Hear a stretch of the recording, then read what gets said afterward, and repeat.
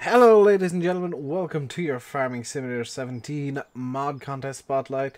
Today we're looking at the 3X50 pack of John Deere. So you get a 3650, 3350 and a 3050, which for some reason the 36 is the first one, the first option, 33 is next, and the 30 is third. Now immediately I found a couple of problems. This is my first look at the tractor. Number one, you can quite blatantly see where the numbers are just exchanged here. You know, you get the 30, and then the 6 looks, the 3 looks fine. The 6 looks ridiculously out of place here because it's overlapping with the 5. Here you got the same issue with the 3, and here you got the same issue with the 0. In fact, it's potentially worse with the 0. Texture work is okay on the tractors themselves. The windows I like. I've always liked these windows, the 3050 series of tractors, the windows on them. And the way the cab is shaped. How do I do this? You can add, remove the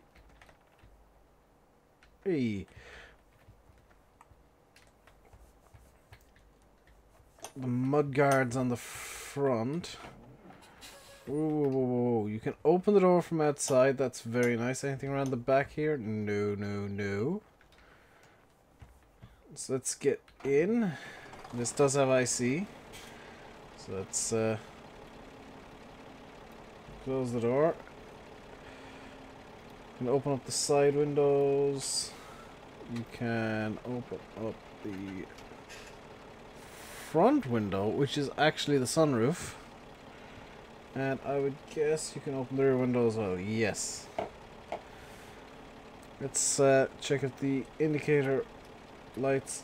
They don't blink, but they do kind of illuminate at least. The entire dash lights up. Okay, that's maybe a bit bright, guys. Because once you turn on the lights, it's impossible to see the dash anymore.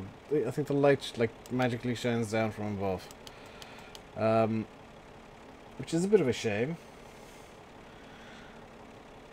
Also, for some reason, I'm like a mile and a half back in the. Nope, this is as far back as you're supposed to sit. You're supposed to sit inside the seat, apparently, because that's me looking kind of what would be straight down at my feet.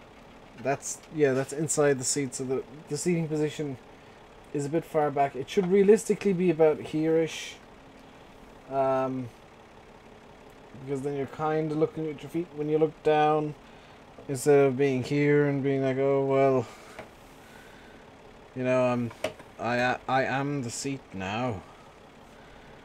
Sound is quite nice. One kind of major issue I have is the wheels, the rims. There's no real definition to them. They're just luminously yellow. What does the horn sound like? That's fine. Let's have a look at the lights. This is oh, the lights are really far ahead of where they should actually be coming from. Particularly the two at the very front, and they don't really match up all that well. At the rear, they're kind of coming from the right place, and the work lights are coming from the right place. It's just the actual driving lights themselves, the two on the very, very front of the nose, not the greatest. Oh, good lord, this is a very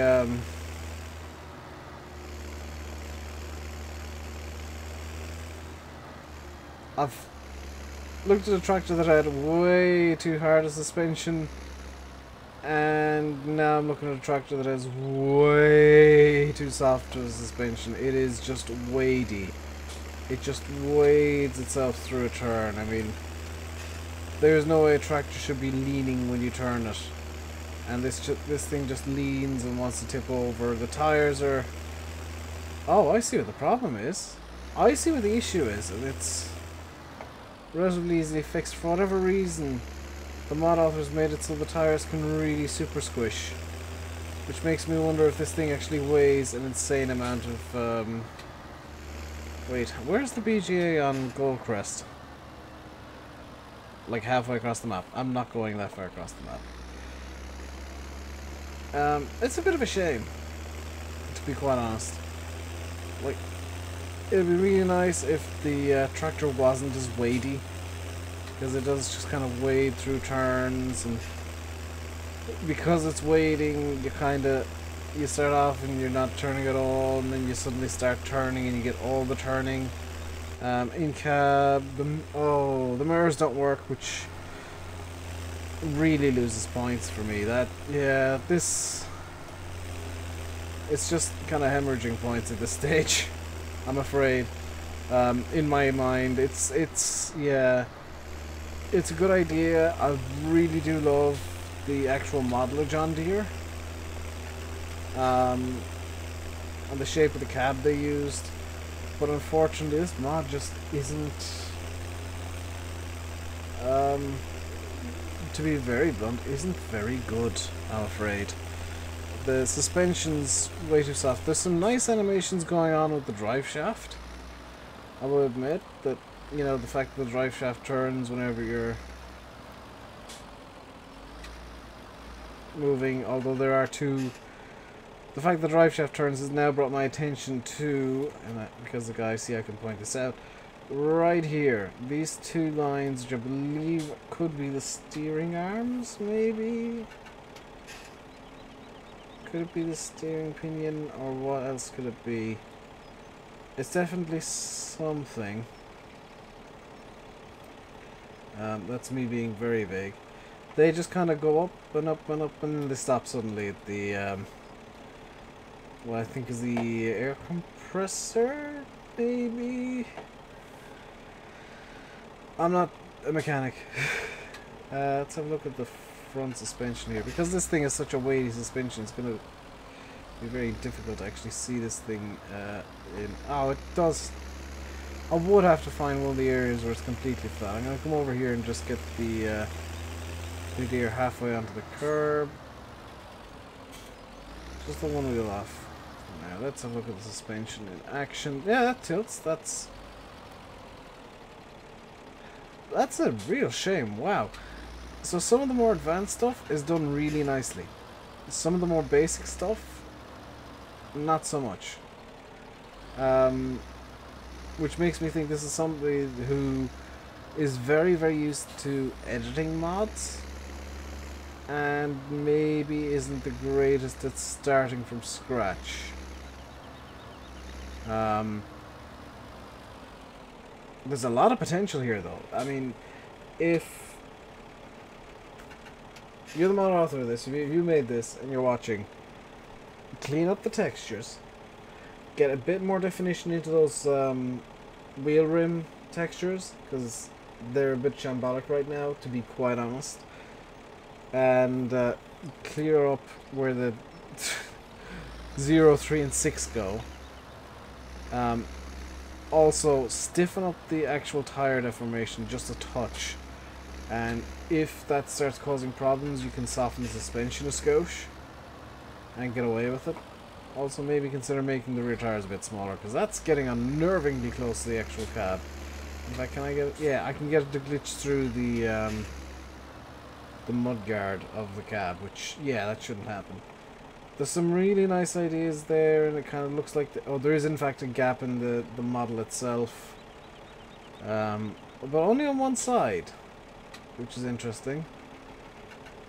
It's a really nice mod, but there's just like small problems, and they're really small problems, and you know, they could be very easily fixed. It's not beyond saving. It's also get rid of. Oh, it's by Deere Power. Am I going to have to check the collisions of this thing now? Because I shouldn't be able to walk into the rear wheels or halfway into the nose. Yeah, collisions are mostly good except for the rear wheels. Which for some reason have no collisions whatsoever. Deere Power, you've got a great base here. Some of the textures need to be reworked entirely, like that grill, the radiator area there. That needs to pretty much be started from scratch. the wheel rim textures, they're a really good base. You can work on them and make them better. Just kind of scratch them up and give them some definition so they're not luminous yellow. I have to admit, that is actually John Deere yellow, and that is looking very similar to John Deere green. So you've got the colors on point. There's just a few small things that you can really improve on. But that's going to be it for this spotlight. Hope you enjoyed. If you did, hit a like, hit subscribe, and leave a comment with your own thoughts on this mod. I am trying to be as generous as I can be with these. And if I do need to criticize, I will try and be constructive in my criticism. But sometimes you gotta call a spade, and if something is not good, I will call it not good. I'll leave you by saying I've been RainbowDave. You've been watching your Farming Simulator 17 mod contest spotlight. Until next time, stay safe and enjoy. Goodbye, even. Stay safe and enjoy. It's a new one.